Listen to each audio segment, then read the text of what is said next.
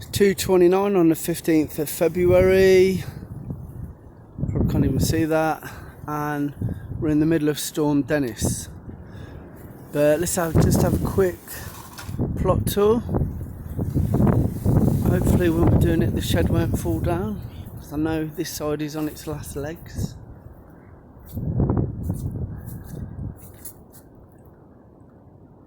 A lot of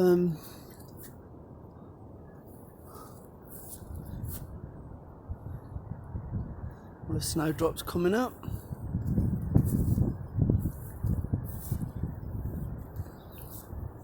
Some of the primulas which I planted must be 4 or 5 years ago now, and they keep dividing, or I keep dividing them because they keep growing. So they're really a real good plant, and they're the first one out in the year as well, even before snowdrops. So get your hands on some primulas. The only thing I don't like about that, they all seem to be planted in a straight line.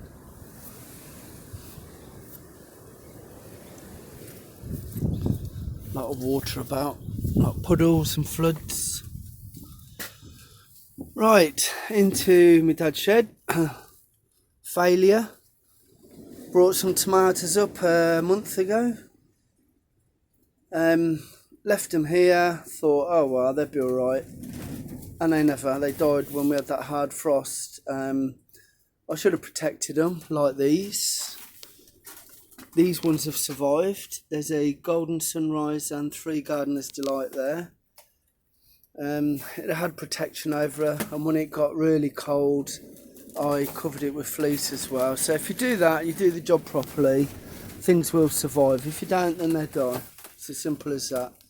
I've still got lots of tomatoes. Must have 100 tomato plants at home though, so I think I'll start bringing them up again in March. A few lettuce seeds there. I'm just trying to see if the slugs had some of them. No, they're alright. So next week I think I'll split them up and start putting them in pots. Onions are doing absolutely fantastically, as they always do. The varieties are Unwin's Exhibition, Calcite, Bedfordshire Champion, and Outside Craig.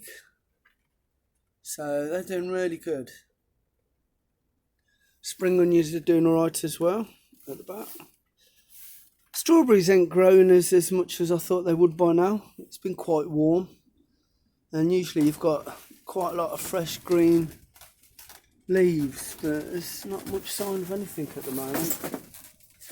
Lettuces are slowing down. Cabbages are being eaten by slugs, even though I put slug pellets down. We've got lots of flowers coming up, and these fish boxes are brilliant. All the brassicas coming up, some more onions there. Brussels sprouts. Cabbage candissa and Parthenon, which is a broccoli. Let's move that failure out of the way.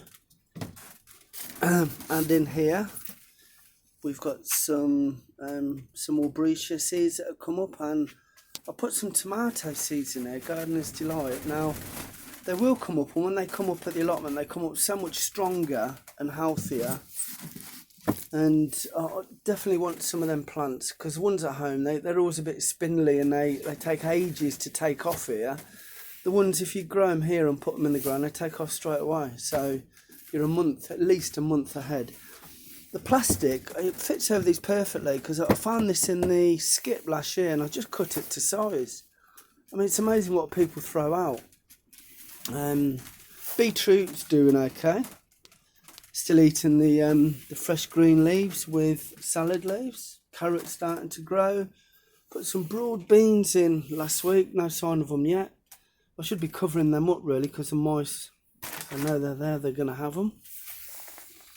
Let's go outside into the greenhouse. Not too windy. Got some more onions that I brought from the house. See the difference? If you leave them too long, they go a bit spindly. If you bring them up sooner, they harden off and grow much stronger. For the birds, fed the birds, but I don't know how they can get it today with this wind. Leeks starting to take off. Looking strong and healthy now. Got a few areas. I've manured that one already. Nothing with this one. Put compost in this one, so I haven't got that much to do really. Onions, even though it's rained so much, they're not doing too bad. They're I don't know actually. They've got yellow tips. Might mean they're struggling with all this water, all this rain that we're having. So I don't know. Just have to wait and see. The flowers for home, verbena, all grown from seed. See these foxglove? There was one plant there last year, and they've just set seed everywhere. I've moved a lot of them under there. I'll show you where in a bit. All the flowers in here are doing really well. These are all for the garden at home. That's scabious, antirrhinums, lupins, all different types of flowers in there. The greenhouse, I've put a bit of cloche around it, a bit of plastic. It's not really anything else, it's just from a washing machine. But it's doing the job, it's raised the temperature by a bit. Here's another of the fish baskets. Doing well there. What are they? Antirrhinums, 2 of them, and one of them's a spring onion. And that chimney, under there I've got a huge candle, and on a frosty night I will light that candle, and it tends to keep the frost away in the greenhouse. And notice the lettuce under the cloches do much better, so I need to get some more cloches in here next year. These are all cabbages. Seem to look a lot healthier than the ones that are growing outside. Leaf mould bin, full of compost, just started on that one, and I got 1, 2, 3 more which are full up with compost. That one's just got sort of netting and everything in there, fleece. This purple sprouting, which is actually named purple sprout, and that's a variety of it. Nothing as yet, it's a later variety, which is quite good, because when we've run out of stuff in the fridge. And the leeks and that. The front lot are cabbage, and the back lot there are purple sprouting, which are planted late. And that's what happens when you plant them late, they go to flower when they're about 4 inches tall, which isn't really good for anything. More cabbages here. These are the ones that got eaten by the pigeon.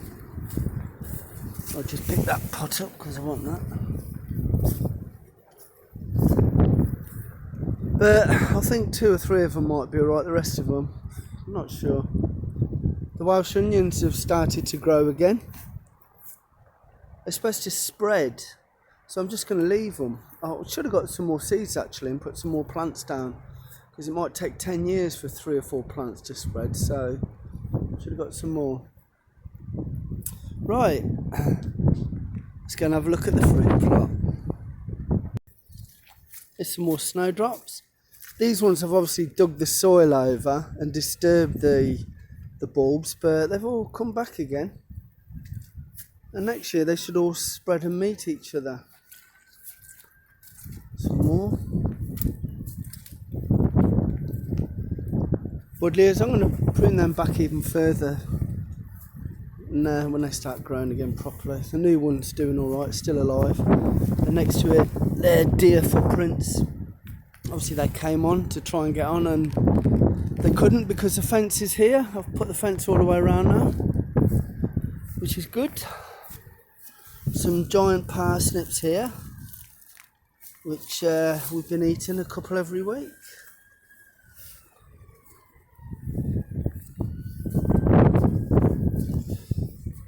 These frames, I helped clear a plot up last week, and in return I got these frames out of it because we were going to throw them in the bin. So if I get time and I know how to do it, which I don't, I will make a cold frame. And also they might come in useful for my dad's shed, because if that collapses I'm going to need something for there. Planted 2 new fruit trees last week. I bought them from Tesco, £5 each. One's John of Gold and one is Discovery. Now, they don't always come true to type, the cheap ones you buy, but usually they turn out to be something like James Grieve or something you can still eat, which is still edible. So for a £5 you can't go wrong. A few years' time and you'll be having 20 or 30 apples of each one, like we do the rest of them there. Yeah, I had to dig that buddleia out to put them in. I might take that home, but I was doing the front of the house and I was taking 2 tree stumps out, and I noticed a live wire, which luckily I never went through. Well, I think it's live, so I just need to get it tested before I carry on with that. Once I do, then hopefully I can take that back.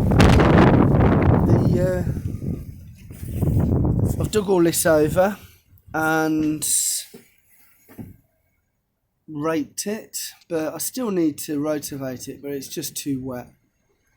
And there's still a lot of roots in there, so I might actually, when it gets a bit drier, double dig it, put some manure in the bottom, and then rotivate it after.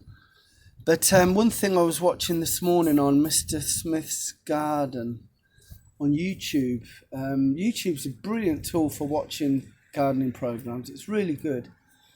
And what he said was a spade of muck near the roots is worth more than a barrel of muck on the surface of the compost, on the surface of the soil. So I do agree that you should be putting the manure underneath, really. A lot of people claim to do no dig, and they put some manure on top and just leave it there and then plant in the summer, and they do all right. But if you'd done it properly, your plants would be a lot bigger and a lot healthier. And in the last 2 summers we had, they would retain the moisture better as well. This was a great example. I had potatoes in there last year. I double dug it. It was hard work, but had the best potatoes I ever had. Didn't have to water them because the moisture was held underneath. And they were fantastic. So I'm going to do it to that half again this year. And hopefully it will work. Now, I was going to grow potatoes in that bit and something else in this bit, because I grew potatoes here last year and I don't like growing the same things in the same place, except for onions and runner beans. But it might just be easier just to put potatoes in here and then to rotate them the year after. So I've still got a bit of thought about that. But I'd still like to put some onions in here as well, because I want to see how well this ground does with onions. Because onions are something that once you find a piece of ground where they can grow, you keep them there. You don't move them. And at the moment on my dad's plot, I don't think they like it that much. So they used to like it on an old plot I had. They used to love it on there, but on my dad's plot, not so much. So hopefully they work on there. And taking the hazels out, let's give the fruit trees a lot more light. So hopefully we'll have a lot more fruit. Right, let's take a walk back. Rogue parsnip. There's the Welsh onions. There's more than I thought there was actually. There's 1, 2, 3, 4, 5, 6, 7, 8 clumps of them. So hopefully they're spread. Going to take these out and put some of that back, I think, mix with some fresh soil, maybe a bit of compost, garden compost, and some fish blood and bone and sand. Put on that, grow carrots in there, and I'm going to grow peas in the front one there and that one, broad beans in this one and this one, brassicas here, which are going to include 2 lots of Brussels sprouts, 3 lots of cabbage, so hopefully that will keep us going all year. And I the other side is going to be runner beans, courgettes, sweet corn. The problem is you never know whether you're going to grow enough of something, but I grew twice as much sweet corn last year and it was just too much, so I think I'll be alright with just one. Anyway, neighbours put that polytunnel up last week. It's still standing strong. Good sign. Oh, definitely getting up now. Well,